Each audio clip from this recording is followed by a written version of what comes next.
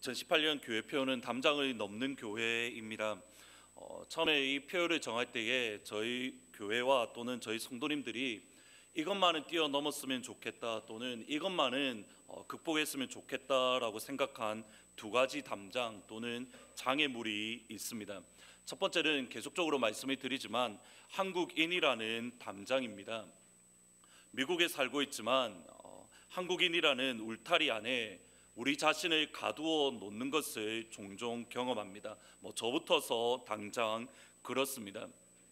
미국 사회 안으로 직접 들어가지 못하고 그냥 그 사회 주위를, 미국 사회 주위를 맴도는 듯한 모습이 여전히 제 속에도 있습니다. 어떨 때는 한국에 있을 때보다 미국에서 한국 텔레비전을 더 많이 보는 것 같습니다. 그래서 한국에 계신 분들하고 가족들하고 전화할 때에 그 드라마 인기 있는데 어떻게 잘 되냐고 제가 오히려 질문을 할 정도로 한국에 어떤 드라마가 인기 있는지 또 한국에 어떤 이슈가 있는지 더 제가 잘 아는 것을 느끼고는 합니다. 지난 주일날 끝났던 드라마 제목이 뭡니까? 왜 갑자기 아무도 안 보신 것처럼 저한테 그러십니까? 황금빛 인생입니다. 지난 주일날 40몇 프로인가 50몇 프로 시청률이 끝났는데 이렇듯이 제가 한국에 있을 때보다 드라마를 더 많이 알고 있습니다. 여러 가지 미국에 이렇게 참여하지 못하는 여러 가지 이유가 있겠지만 역시 아무래도 가장 큰 이유는 영어 때문입니다. 이제 미국에 산지 이제 4월 첫째 주가 되면 딱 8년이 되는데 오히려 8년 전에 제가 영어에 대한 자신감이 더 많았던 것 같습니다. 지금 갈수록 더 어렵고 더 많이 헷갈립니다.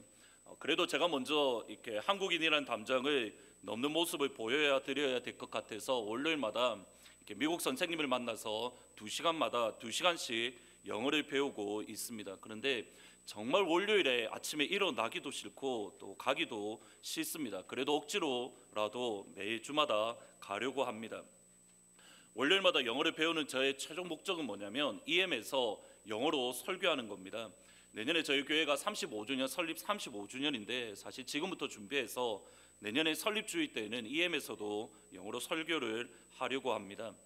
지난 몇 주 동안 이스라엘 요나가 이스라엘 담장을 넘어가지 못했던 것처럼 우리에게도 요나와 비슷한 모습이 있지 않은가라는 부분을 생각해 보았습니다. 주중에 다시 한 번 더 요나를 읽었습니다. 그리고 계속 눈에 들어오던 문장이 뭐냐면 40일이 지나면 니느웨가 무너지리라. 요나가 선포했던 니느웨에서 선포했던 이 5문장입니다. 5단어로 되어 있는 건데 과연 요나의 이 5단어의 설교에 어떠한 특별함이 있기 때문에 또는 요나가 증거했던 5마디로 된 간단한 메시지에 어떤 하나님의 능력이 있었기에 이렇게 많은 역사를 일어났을까라는 부분을 설교자의 입장에서 다시 한 번 더 생각을 해 보았습니다. 5단어라는 말에 집중을 하다 보니까 갑자기 어떤 질문이 떠오르냐면 왜 굳이 요나는 5마디만 5단어로만 말을 했을까라는 질문이 생겼습니다. 그리고 머릿속에 딱 떠오른 내용이 뭐냐면 원래 요나가 하고 싶었던 말 또는 하나님께서 주셨던 말씀은 되게 많았을 것 같습니다. 그런데 아람어 또는 아수르 말을 요나가 몰랐기 때문에 5단어만 외워서 한 게 아닐까라는 생각을 가지게 되었습니다. 실제로 아람어와 히브리어는 다릅니다. 보시면 hil기야의 아들 엘리야김과 셈나와 요아가 랍사에게 아수르 사람입니다. 아들 랍사에게 이르되 우리가 알아듣겠사오니 청하건대 아람말로 당신의 종들에게 말씀하고 성에 있는 백성이 듣는 데서 유단말로 우리에게 말하지 마소서. 이것을 거꾸로 이야기를 하면 아람말로 이야기를 하면 몇 사람은 알아듣지만 성의 예루살렘에 있는 다른 사람들은 모른다라는 뜻입니다. 실제로 요나는 평범한 이스라엘 백성으로서 아람어를 몰랐을 가능성이 큽니다. 40일이 지나면 니느웨 성이 무너지리라. 히브리어로 5단어로 된 이 표현 자체도 사실은 그 의미가 분명하지 않습니다.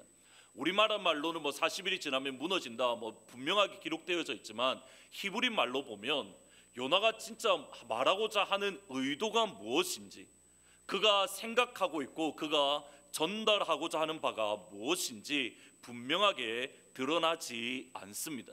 아마도 아람어를 정확하게 몰랐기 때문에 하나님이 주신 말씀을 아람어로 5단어로 외워서 그들 가운데 말했다는 것, 아예 가능성이 없는 것은 아닙니다. 그러면 아람어를 제대로 하지 못하는 요나의 어눌한 아람어 5단어가 이 니느웨 백성들에게 증거되었을 때에 니느웨 백성들이 하나님을 믿고 금식을 선포하고 높은 자나 낮은 자나 굵은 베옷을 입고 회개를 했습니다. 예수님께서도 인정하실 정도의 큰 부흥이 아람어를 하지 못하는 5단어를 외워서 선포한 것밖에 없는 그 어눌한 요나를 통해서 예수님이 인정하실 부흥의 역사가 일어났습니다. 2017년 작년 겨울 유카탄 선교 때에도 사실은 비슷한 일이 있었습니다. 일반적으로 유카탄 선교를 가면 뭐 안경을 나눠준다든지 아니면 이렇게 미용을 한다든지 저희들이 준비한 사역을 감당을 하고 그것을 안경을 받거나 미용을 받은 사람이 저희들이 방문했던 교회 현지인 목사님에게 가서 복음을 듣고 또는 상담하고 기도를 받고 이렇게 돌아가도록 안내를 합니다. 근데 작년 겨울 단기 선교 때에 한 날은 아침에 교회를 갔는데 현지 목사님, 저희들 방문했던 목사님이 보이지 않는 겁니다. 알고 보니까 사모님이 이렇게 밤새 아프셔서 이렇게 아침에 급하게 응급실로 가셨습니다. 현재 목사님이 계시지 않은 상황 속에서 미용이나 안경 사역은 저희들이 준비한 거니까 할 수가 있는데 복음 전도나 아니면 그들의 영적 상담이나 또는 기도를 할 수 없는 그런 상황이었습니다. 그래도 우리가 단기 선교를 왔는데 그래도 복음 전도도 해야 되겠고 우리 이 영혼들을 위해서 기도해야겠다 싶어서 저하고 이용복 장로님이 그분들을 이렇게 전도도 하고 기도도 해 주었습니다.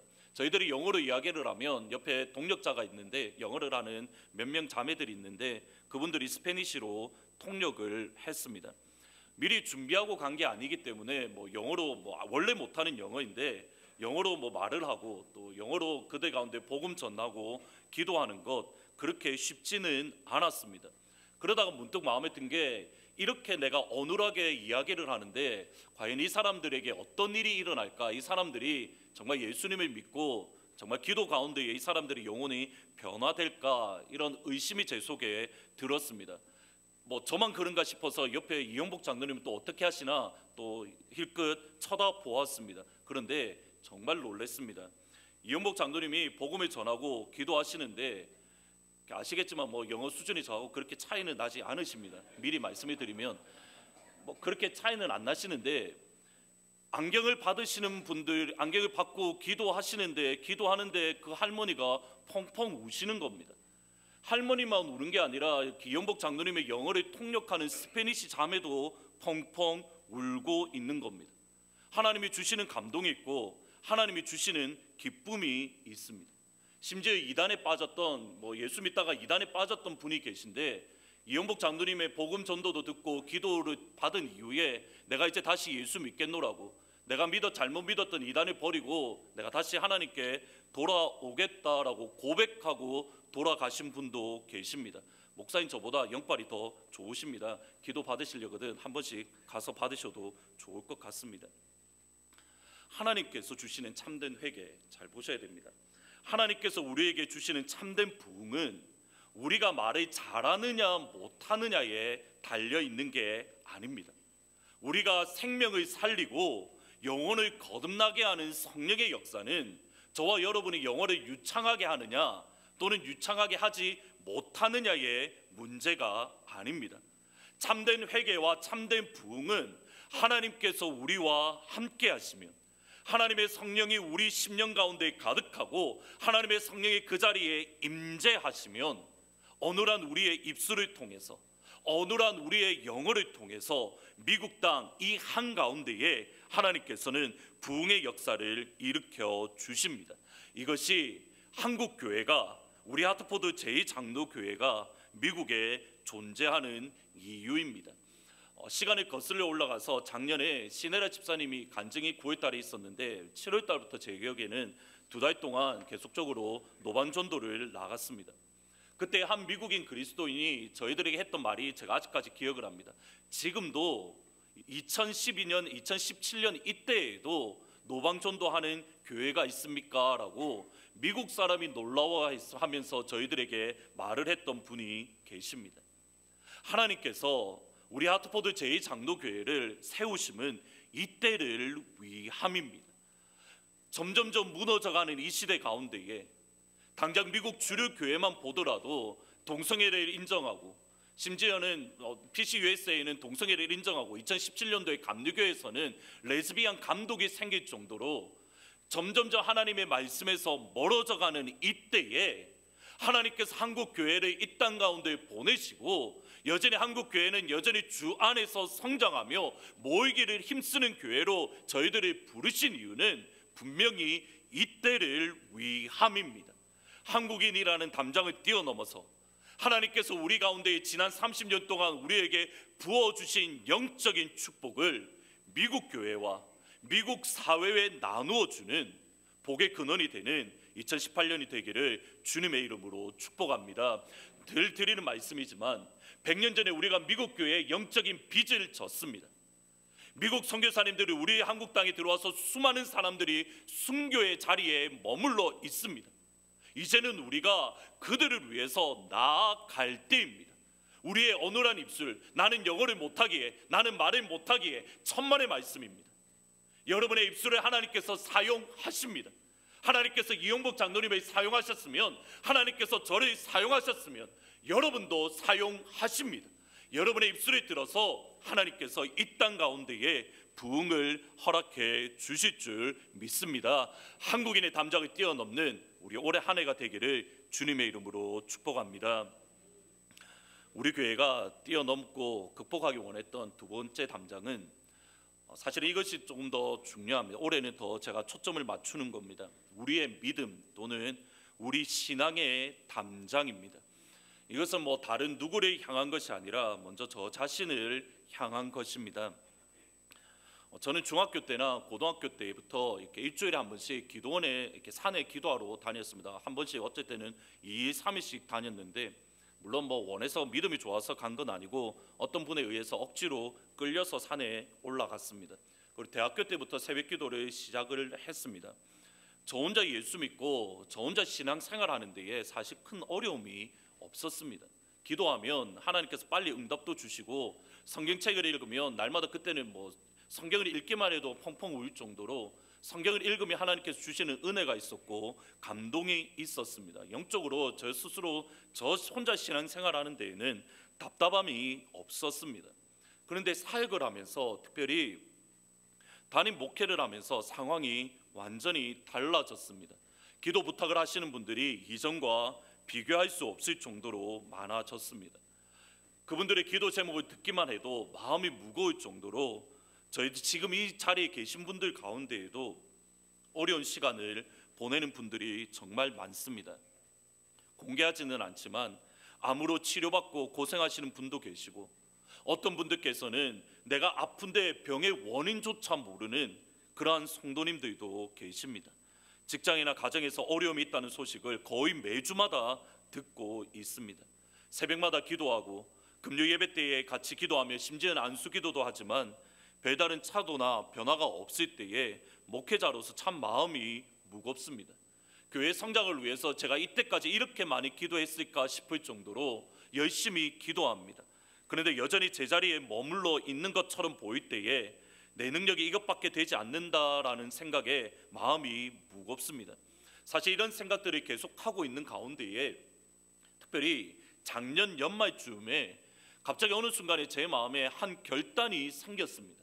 그냥 제가 의도를 가지고 이렇게 해야지라고 결단한 게 아니라, 특별히 금요 예배 시간 가운데 설교하고 기도회를 인도하는데 갑자기 한 생각이, 정확하게 이게 맞는 표현입니다. 제가 의도를 가지고 생각한 게 아니라 한 생각이 제 마음 가운데에 완전히 마음속에 쑥 들어왔습니다. 어떤 생각이었냐면, 제가 가지고 있던, 지금까지 가지고 있는 믿음의 한계점, 제가 가지고 있는 기도의 한계점, 제가 가지고 있는 신앙의 한계점을 뛰어넘고 싶은 열망이 생겼습니다. 제가 지금까지 할 수 있는 것이 100이라고 한다면 이제는 120이라는 것을 할 수 있는 한 단계 더 업그레이드된 목회자, 무엇보다도 한 단계 더 업그레이드된 한 명의 성도가 되고 싶은 생각, 성도가 되고 싶은 열정이 생겼습니다. 더 깊은 기도의 자리에 들어가고 싶고 더 깊은 말씀의 자리에 경험하고 싶습니다. 어느 순간에 만족하고 내가 이만하면 되었다라고 제 친구들이나 아니면 제 밑에 있는 사람들과 비교하며 내 믿음, 내 신앙, 내 깊이, 내 은혜, 내 말씀의 깊이 이만하면 되었다라고 했던 것들이 어느 순간에 불만족스러워졌습니다. 저를 둘러싸고 있는 한 단계 저를 둘러싸고 있는 믿음의 한계라는 유리벽을 깨뜨리고 조금 더 하나님 앞에 한 걸음 더 나아가는 믿음, 하나님 앞에 한 걸음 더 나아가는 신앙, 하나님 앞에 한 걸음 더 나아가는 기도, 하나님 앞에 한 걸음 더 나아가는 말씀, 언제까지 아멘 안 하실 겁니까? 제가 기도의 능력을 받아야 여러분이 은혜를 받습니다. 다시 말씀해 드리겠습니다. 한 단계 더 업그레이드된 믿음을 가지고 싶고 또 안 하십니까? 한 단계 더 나아가고 싶고 한 단계 더 기도를 경험하고 싶고 한 단계 더 업그레이드된 하나님의 말씀을 2018년 저에게 주시기를 계속적으로 기도하고 있습니다. 감사한 게 뭔지 아십니까? 금요 예배 때에 제 속에 무언가 변화가 일어난다라는 것을 제가 느낄 정도입니다. 저 사실 이렇게 보시다시피 제게 굼뜬데 제가 대단히 느끼는 것을 늦게 느끼는데 어느 순간에 제 심령 가운데에 변화가 일어나고 있다라는 것을 제 심령 가운데에 느낄 정도로 하나님께서 지금 제 영혼 가운데에 무언가 일을 하고 계신다라는 것을 제가 느낄 정도로 하나님께서 제 속에 일을 하고 계십니다. 제가 기도하기 시작을 하면 하나님께서 제 손에 작년에 어느 순간에 그러셨는데 손끝에 찌릿찌릿한 전기가 통하는 일들이 몇 번 있었습니다. 그것이 간혹 있었는데 최근에는 기도할 때마다 그런 일들이 일어납니다. 하나님께서 분명히 제 속에 어떠한 일을 하고 계십니다. 어떤 일을 저 가운데 일으켜 주실지 저는 사실 기대가 되고 있습니다. 이 말은 금요 예배에 나오시라는 말입니다. 한 단계 더 업그레이드된 신앙을 향한 열정은 단순히 저만을 위한 것이 아닙니다.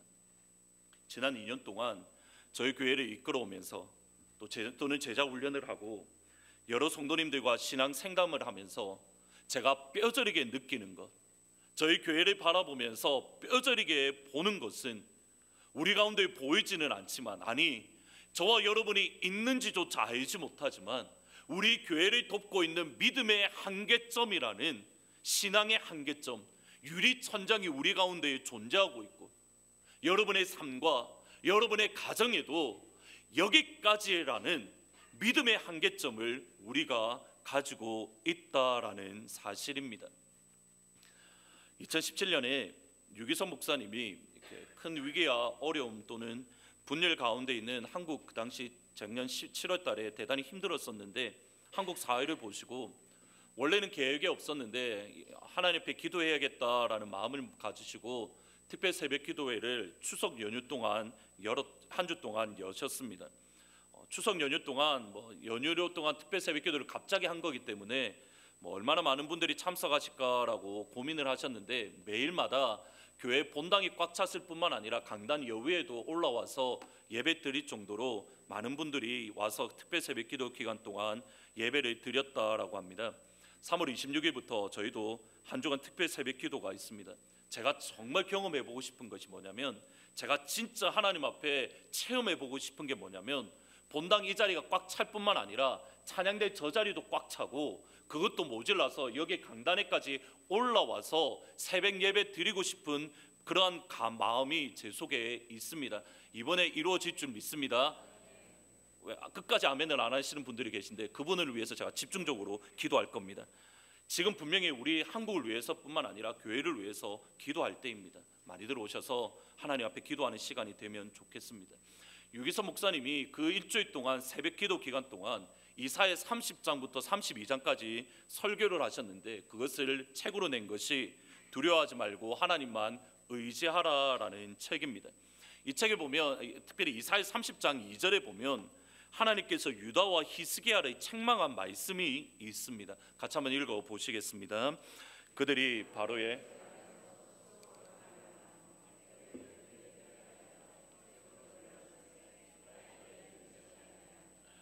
히스기야가 왕으로 있을 때에 아수르 사람들이, 아수르 왕 사네립이 예루살렘을 포위했습니다.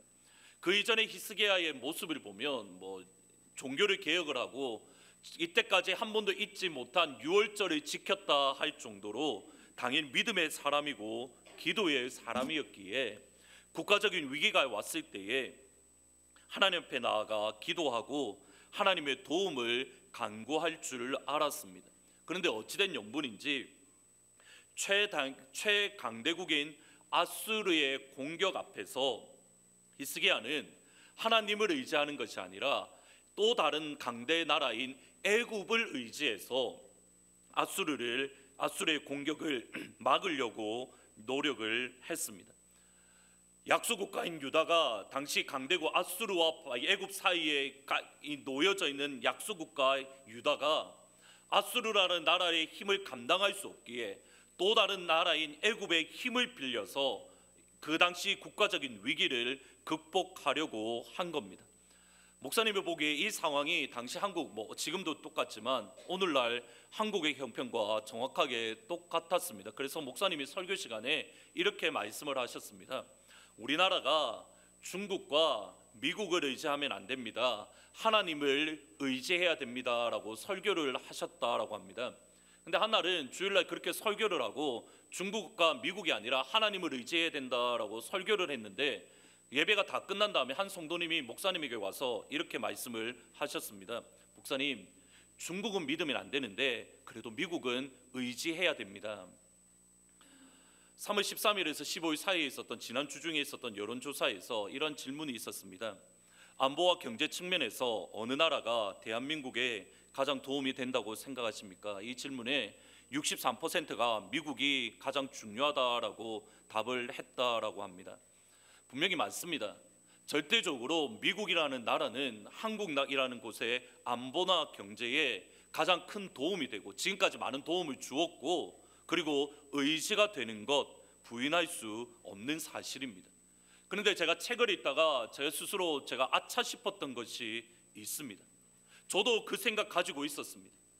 중국은 몰라도 그래도 미국만은 우리 편이 되어 줘야 되고 미국만은 우리 안보와 우리 경제에 힘이 된다라고 저도 생각을 하고 있었습니다. 그런데 보셔야 됩니다. 우리가 예수님을 하나님으로 고백하고 있다고 한다면 하나님께서 온 나라를 그 손에 붙들고 하나님께서 열방을 다스리는 만왕의 왕이요 만주의 주요 창조주 하나님이라고 저와 여러분이 믿고 있다면 중국은 믿을 나라가 못 됩니다. 미국을 의지해야 됩니다. 이 말이 정답이 아닙니다. 그리스도인으로서의 정답은 이겁니다. 중국을 의지하면 안 됩니다. 미국을 믿으면 안 됩니다. 우리는 하나님만 믿고 하나님만 의지해야 됩니다. 이것이 그리스도인의 정답입니다.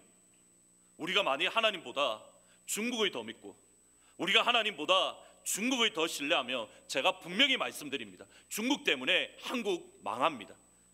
정확하게 같습니다. 우리가 하나님보다 미국을 더 믿고 하나님보다 미국을 더 의지하면 분명히 말씀드립니다. 미국 때문에 한국은 망합니다. 우리가 믿고 우리가 의지해야 될 유일한 한 분, 하나님 한 분밖에 없습니다. 성경은 분명히 이렇게 말합니다. 여호와께서 집을 세우지 아니하시면 세우는 자의 수고가 헛되며 여호와께서 성을 지키지 아니하시면 파수꾼의 깨어있음이 헛되도다. 저는 이 하나님의 약속의 말씀 100% 믿고 있습니다. 하나님께서 북한 김정은의 마음을, 하나님께서 미국 대통령 트럼프 대통령의 마음을, 하나님께서 중국 시진핑의 마음을, 하나님께서 문재인 대통령의 마음과 생각을 지켜주지 않는다면, 그들의 마음을 붙들어주지 않는다면, 하나님께서 한국을 보호하시지 않는다면 한국은 100% 망합니다. 반대로 북한의 김정은이 아무리 한국을 공격하려고 해도 중국이 우리를 배반하고 미국이 우리를 배반한다 하더라도 문재인 대통령을 비롯한 리더십들이 잘못된 판단, 잘못된 생각을 한다 하더라도 하나님께서 지켜주시면 한국은 안전합니다. 지금 저는 정치 이야기하는 게 아닙니다. 과연 저 여러분이 믿고 있는 게 무엇인가입니다. 우리 모두 하나님 믿고 있다라고 합니다. 우리 모두 하나님을 신뢰한다라고 말하라 합니다. 그런데 이렇게 말합니다. 하나님도 믿고 미국도 믿습니다. 하나님도 믿고 중국도 믿고 있습니다. 그것이 히스기야의 모습입니다. 성경은 분명히 이렇게 말합니다. 하나님만 믿으라. 하나님만 의지해라. 하나님만 우리의 힘이다. 하나님만 우리의 산성이다. 우리가 하나님만 믿을 때에 여기까지 나아가는 겁니다. 같이 읽어보십니다. 너희가 일찍이 일어나고 그러므로 여호와께서 그의 사랑하시는 자에게는 잠을 주시는도다. 중국을 의지하면 불안합니다. 미국을 의지하면 불안합니다. 정치 지도자들을 의지하면 불안합니다. 하나님만 믿고 하나님만 의지하고 하나님만 사랑할 때에 하나님께서 우리의 모든 불안에서 벗어나게 하시고 깊은 단잠을 허락해 주실 줄 믿습니다. 한국이라는 나라에 우리가 뛰어넘어야 될 것, 중국을 의지하는 것, 미국을 의지하는 것, 그리스도인으로서 저와 여러분이 뛰어넘어야 될 믿음의 한계점, 신앙의 담장입니다. 정확하게 같은 것이 또 있습니다. 꽤 오래전에 읽었던 김동훈 목사님의 책입니다. 정직한 자의 장막은 흥한다. 이것은 정직에 대해서 하셨던 설교의 내용입니다. 꽤 오래전에 읽고 큰 영적인 도전을 받았습니다. 내용은 대단히 간단합니다.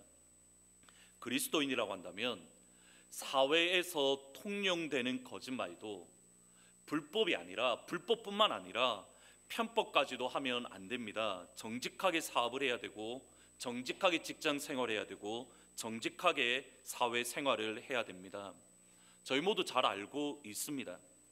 하나님의 말씀이 그리스도인에게 정직을 요구하는 것, 예수 믿는 저희들뿐만 아니라 예수 믿지 아니하는 사람들도 예수 믿으면 당연히 정직하다라는 생각을, 정직해야 된다라고 알고 있는 신앙의 기초 중에 기초입니다. 문제는 이겁니다. 우리가 정직하게 살아야 되는 것, 거짓 없이 불법이 아니라 편법까지도 하지 않는 것, 모든 그리스도인들이 알고 있지만 정작 정직하게 비즈니스하고 정직하게 직장 생활하고 정직하게 학교 생활하고 정직하게 가정 생활하는 그리스도인을 찾아보기 어렵습니다. 2017년에 기독교 윤리 실천 운동에서 당신은 기독교를 얼마나 신뢰하십니까? 얼마나 믿습니까? 라고 질문을 했는데 몇 퍼센트가 내가 기독교를 믿습니다 라고 말을 했냐면 20%가 나는 기독교를 신뢰합니다 라고 답을 했습니다.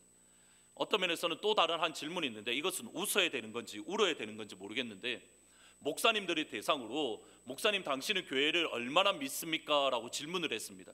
몇 퍼센트가 나는 교회를 믿습니다 라고 목사님이 답했겠습니까? 35%입니다. 목사도 교회를 못 믿는다라고 65%가 나 교회 못 믿습니다라고 목사님들도 이야기를 그렇게 합니다. 정직이 교회의 기본 중에 기본인데 왜 예수 믿는 그리스도인들을 세상은 신뢰하지 않습니까? 왜 목회자조차도 교회를 신뢰하지 못합니까? 간단합니다.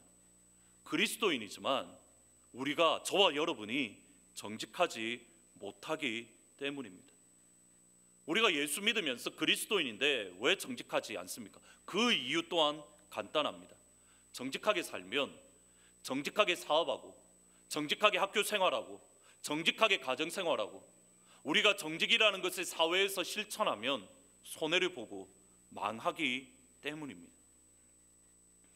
미국에 온 지 얼마 되지 않아서 아마 몇 개월 안에 약간 어리버리한 상태로 이렇게 오래된 중고차를 구입을 했습니다. 6개월 정도 탔었는데 아무래도 바꿀 때가 되었는데 마침 저희 전도사님 켈리 전도사님 언니가 이렇게 아이들이 때문에 이렇게 조금 미니밴을 구입을 하셨습니다. 그래서 기존에 차던 승용차를 저희들이 샀는데 다운 페이먼트를 뭐 조금만 하고 이자 없이 이렇게 한 달에 조금씩 내기로 하고 그 차를 저희들이 샀습니다. 뉴욕에 등록된 차인데 이렇게 커네티켓으로 이전하려고 DMV로 갔습니다. 근데 DMV에 가서 이렇게 차를 등록하려고 하다 보니까 생각하지 못했던 세일즈 텍스가 있다라고 합니다. 그래서 그것이 대략 한 1,000불 정도 내라고 말을 하는 겁니다. 언젠가 말씀드렸지만 그때부터 시작을 해서 이렇게 저희 전도사님 짜장면 한 그릇 제대로 편하게 사줄 수 있는 상황이 아니었기 때문에 대단히 어려울 때였습니다. 파타임으로 사야 했는데, 그러니까 그 당시 1,000불이라는 것은 상상을 초월하는 저에게 있어서는 금액이었습니다. 텍스를 1,000불이라는 것을 생각 안 하고 있다가 이걸 어떻게 해야 되나 한참 고민을 하고 난감해하는데, 저희들이 그때 되게 불쌍해 보였던 것 같습니다. 이게 직원이 뭐라고 이야기하냐면 세금 안 내는 방법을 저에게 가르쳐 주는 겁니다. 방법이 말씀드려도 되는지 모르겠는데, 이렇게 차를 이렇게 살 때에 이렇게 돈을 안 대고 내가 돈을 그 사람에게 주지 않고 내가 선물로 도네이션 받은 거다, 내가 전혀 돈을 지불하지 않고 도네이션 받은 거다라고 그 사람이 사인을 해주면 이렇게 세일즈 텍스를 안 내도 된다라고 저희들에게 말을 해주면서 이렇게 서류 한 장을 주는 겁니다. 사실은 이렇게 켈리 전도사님 언니에게 산 거니까 사인 좀 해달라고 하면 그냥 쉽게 사인을 받을 수 있습니다. 문제는 저희들이 선물로 받은 게 아니라 돈을 주고 산 거기 때문에 켈리 전도사님, 일단 켈리 전도사님 언니에게도 거짓말을 시켜야 되고, 제가 목사인 걸 뻔히 알지만 시켜야 되고, DMB에도 거짓말을 해야 됩니다. 그렇다고 1,000불을 내자니 그 당시 너무 큰 돈이었기에 1,000불이 눈앞에 아른아른 거리는 겁니다. 제가 어떻게 했을까요? 1,000불을 냈을까요? 1,000불을 내지 않았을까요? 여러분의 신뢰를 제가 한번 보도록 하겠습니다. 그래도 목사님인데 1,000불을 냈을 거다. 손을 안 드시면 마음이 제가 힘듭니다. 1,000불을 안 냈을 거다. 그래도 그 당시에 믿음이 있어서 1,000불을 어쨌든 냈습니다. 아직까지 이렇게 순수한 마음이 그때는 있었습니다. 근데 이런 유혹 사실은 최근에도 있습니다. 뉴욕 차에 대해서는 아십니까? 이렇게 1년마다 저희들이 내는 차에 대한 텍스를 뉴욕에는 그 텍스가 없습니다. 그래서 사실은 저희들가 가지고 있는 차를 뉴욕에 가족들이 있으니까 그쪽으로 명의를 옮기면 이렇게 텍스를 안 내도 됩니다. 1년에. 그래서 텍스를 1년에 한 번씩 낼 때마다 그 뉴욕으로 옮길까라는 수없이 많은 유혹을 늘 느끼고 있습니다. 세금 내는 거 왜 그렇게 안까운지 생돈을 버리는 것 같습니다. 보셔야 됩니다. 교회에서만 생활을 합니다. 목사입니다. 세상에서 생활하는 게 아니라 교회 안에서 생활을 하기 때문에 저는 여러분보다 세금에 대해서 더 많은 면제를 받을 수 있습니다. 또 받고 있습니다. 제가 경험하는 이런 유혹들은 세상 가운데에서 실제적으로 사업을 하고, 세상 가운데 직장 생활을 하고, 세상 가운데 살아야 될 여러분이 겪는 유혹과는 비교도 되지 않습니다. 말 그대로 세 발의 피입니다. 알고 있습니다. 우리가 정직하게 살면 손해 봅니다. 정직하게 사업을 하면 어려움 당합니다. 우리가 감당하지 않아도 될 손해가 있고, 내지 않아도 될, 어떤 면에서는 내지 않을 수 있는 그러한 것들도 내야 될 수 있습니다. 김동호 목사님이 설교 가운데에 계속적으로 강조한 것이 이겁니다. 우리가 그리스도인으로 정직해야 됩니다. 정직하면 손해볼 수 있고, 정직하면 가게 문 닫아둘 수 있고 망할 수도 있습니다. 그런데 이 책을 읽는 가운데에 제 가슴이 뛰게 했던 한 구절이 있습니다. 저는 섬기고 있는 노포트 숭례교회에서 몇 차례에 걸쳐서 정직에 대해서 설교를 했습니다. 제 설교를 듣고 하나님 앞에서 정직하기 위해서 불법은 물론 작은 편법도 쓰지 않으려다가 급기야는 회사 문을 닫게 된 교인도 생겼고, 회사 문을 닫게 될 각오로 정직에 도전한 교인도 생겼습니다. 제 가슴이 뛰게 한 구절입니다. 제 심장을 뛰게 한 구절입니다. 정직에 대한 설교를 하고 노포트 승리교회 성도들 가운데에 정직이라는 기독교적인 가치, 내가 이 땅 가운데 살아가지만 정직하게 내가 그리스도인으로서 살아가겠다라는 하나님의 말씀대로 살아가기 위해서, 하나님께서 우리에게 주신 주의 명령대로 살아가기 위해서 단순히 불법을 안 저지르는 정도가 아니라 편법까지도 쓰지 않으려다가 급기야 회사 문을 닫은 성도도 있고, 회사 문을 닫을 각오로 정직을 실천한 성도가 일어났습니다. 거짓말이 가득한 세상 가운데에 우리도 거짓말을 해야 살아남을 수 있습니다. 내가 속지 않으려면 남을 속여야 되는 세상 가운데에 살고 있습니다. 그 정도의 거짓말은 괜찮다고, 그 정도의 거짓말은 사업하면서 할 수 있다고, 그 정도의 거짓말은 사회 생활하면서 하는 것이 아무 문제 아니라고, 죄 아니라고, 우리 모두 그렇게 믿고 있는 사회 가운데에 살아가고 있습니다. 그런 성도들이 거짓말이 하나님이 미워하시는 것이라고, 그리스도인이라면 바르게 정직하게 살아가야 된다는 하나님의 말씀을 듣고 하나님이 그들 가운데에 영적인 부담감을 주셨을 때에 그 영적인 부담감에 거절하지 아니하고, 내가 망하더라도, 내가 어렵더라도, 내가 손해보더라도, 내가 힘들더라도 하나님의 말씀대로 살아보겠다라고 자신이 가지고 있는 신앙의 한계점, 자신들이 가지고 있는 신앙의 유리벽을 깨뜨리려는 몸부림치던 성도들이 노포텐 숭의교회 가운데에 일어났습니다. 우리가 자주 듣는 간증이 이겁니다. 내가 정직에 도전하랬더니 하나님께서 더 큰 것을 나에게 주셨습니다. 그런데 실제적으로 우리가 경험하는 것, 더 많은 분들이 경험하는 것, 정직하려면 분명히 손해봅니다. 정직하면 분명히 힘듭니다. 목사님은 교회에서만 생활해서 그렇지요, 사회생활 해보십시오. 어렵습니다. 압니다.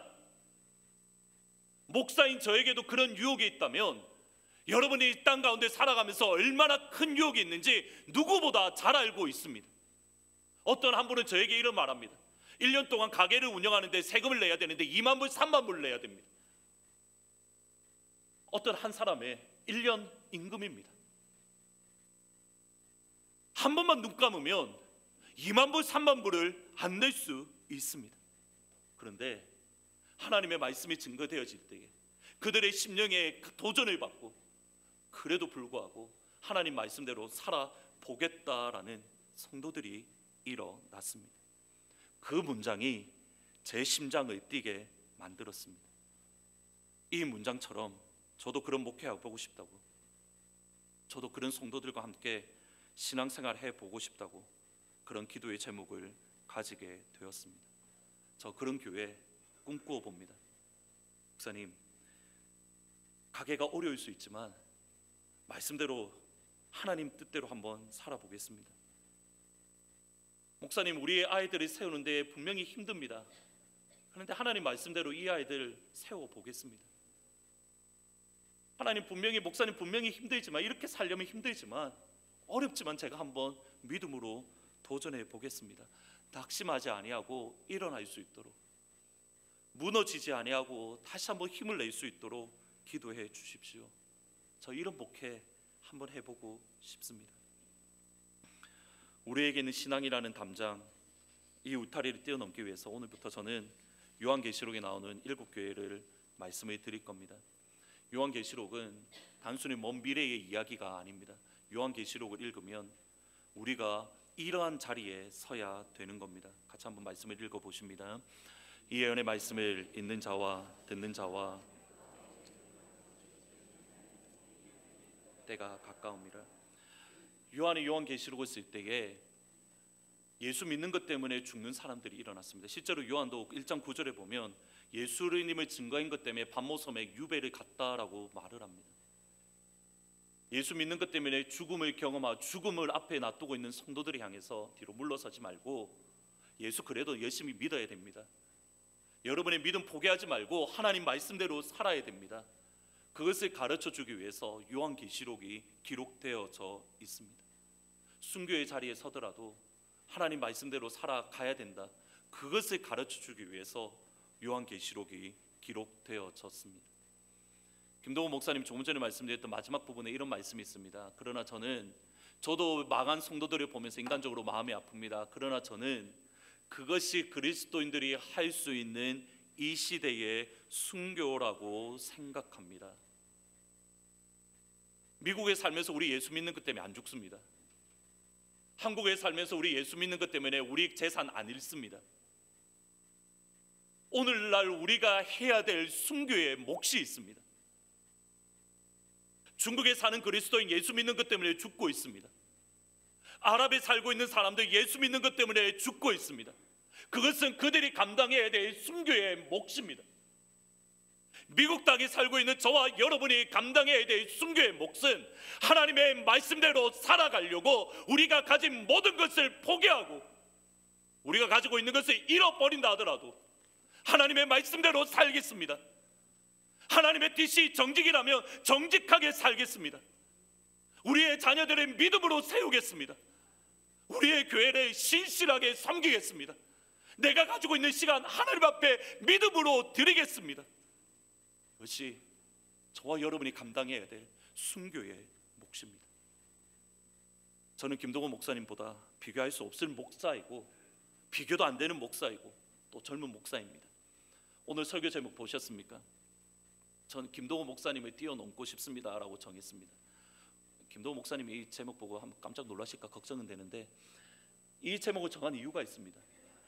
김동호 목사님의 정직에 대한 설교를 듣고 망하지만 말씀대로 살겠습니다라고 결단했던 성도들이 일어났습니다. 지금부터 시작되는 일주일 앞으로 7주가 될지 얼마가 될지는 모르겠습니다. 7교회를 말씀을 드릴 겁니다. 이 설교가 시리즈가 끝난 이후에 나도 믿음으로 순교의 자리에 서겠습니다. 나도 미국이라는 땅에서 순교자의 정신을 가지고 하나님의 말씀을 지켜보겠습니다. 나도 하나님의 말씀대로 살기 위해서 내가 가진 것을 손해보더라도 순교자의 정신으로 한번 말씀대로 살아보겠습니다. 우리 성도들 가운데에 이러한 성도가 많이 일어나기를 진심으로 소원합니다. 정말 김동호 목사님 저 한번 뛰어넘고 싶습니다. 이 시간들이 지난 이후에 우리를 둘러싸고 있는 신앙의 담장 믿음으로 뛰어넘는 귀한 역사가 있기를 주님의 이름으로 축복합니다. 말씀을 생각하시면서 십자가의 길 순교자의 삶 같이 찬양합니다.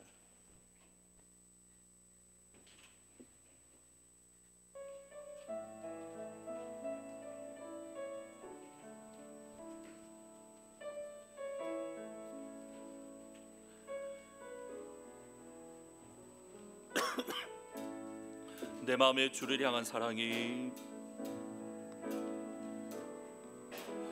내 마음에 주를 향한 사랑이 나의 말엔 주가 주신 진리로 나의 눈에 주의 눈물 채워주소서.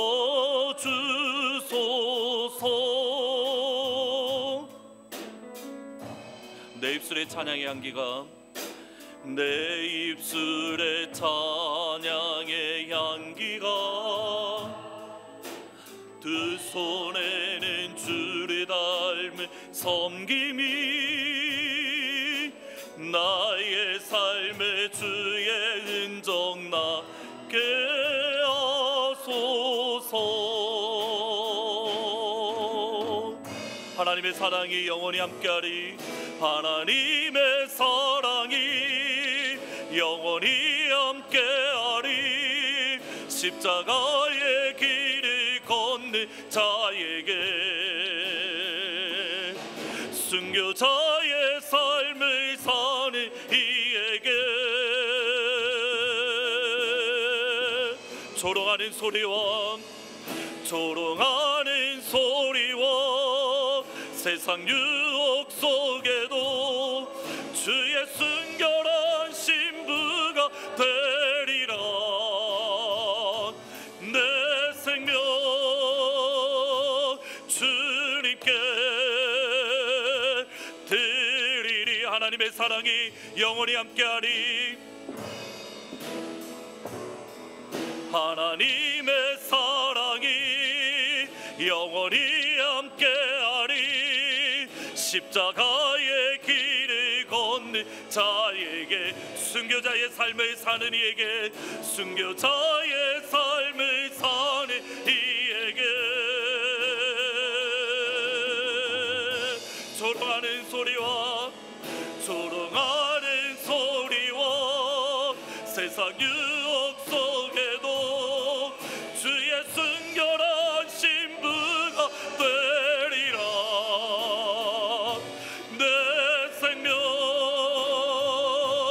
주 드리리.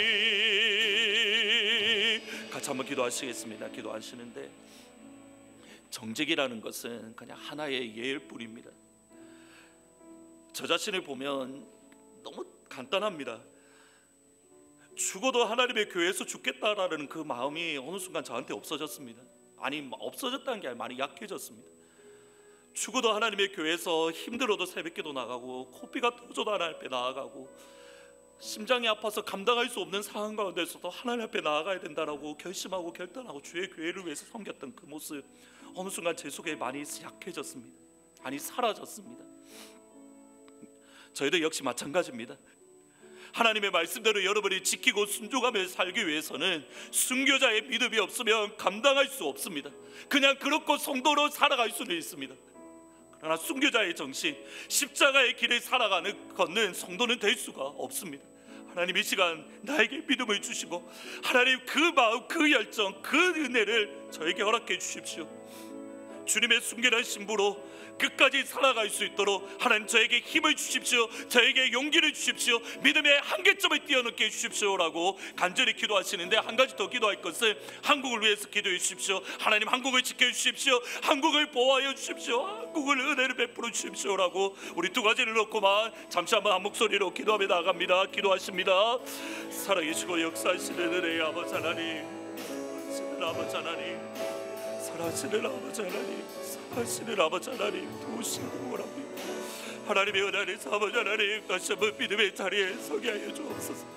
다시 한번 하나님 신앙의 끈을 부여매게 하여 주시고 하나님을 위해서 다시 한번 달려나가겠다라고 결단하며 하나님을 위해서 모든 것을 맞추며 헌신하며 나아가겠다라는 하나님 믿음의 결단을 하는 자리에 설 수 있도록 아버지 하나님 역사하여 주시고 인도하여 주시기를 원합니다.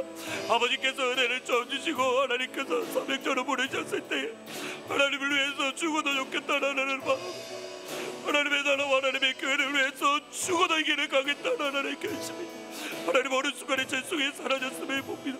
하나님 다시 한번 그 마음, 그 믿음, 그 열정을 회복하게 하여 주옵소서. 하나님 죽어도 이 길을 가겠다라는 믿음을 다시 한번 허락하여 주옵소서. 하나님의 말씀이 얻은 힘들어도 가겠다라는 그 사랑을 하나님 다시 한번 허락하여 주옵소서.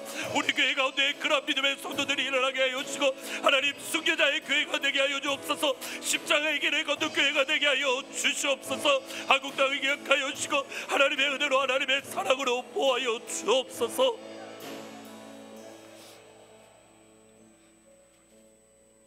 아버지 하나님,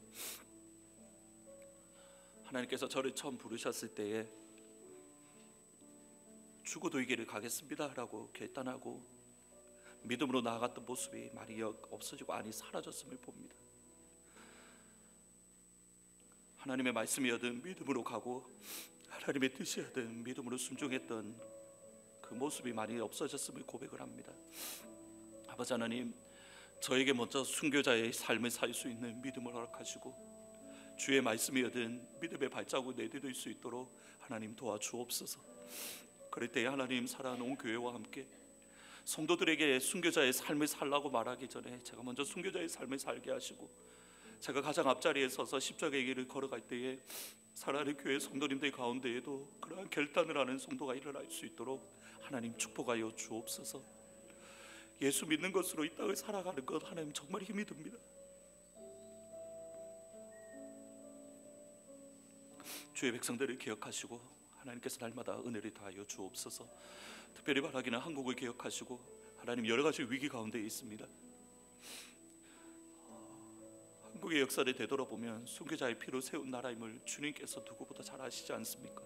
하나님 다시 한번 지켜주옵소서. 한국교회가 깨어나야 됩니다. 하나님 한국교회를 깨어나게 하시고 다시 한번 기도의 자리, 다시 한번 은혜의 자리에 설 수 있도록 저희들을 붙잡아 주옵소서. 감사합니다. 예수님의 이름으로 기도합니다.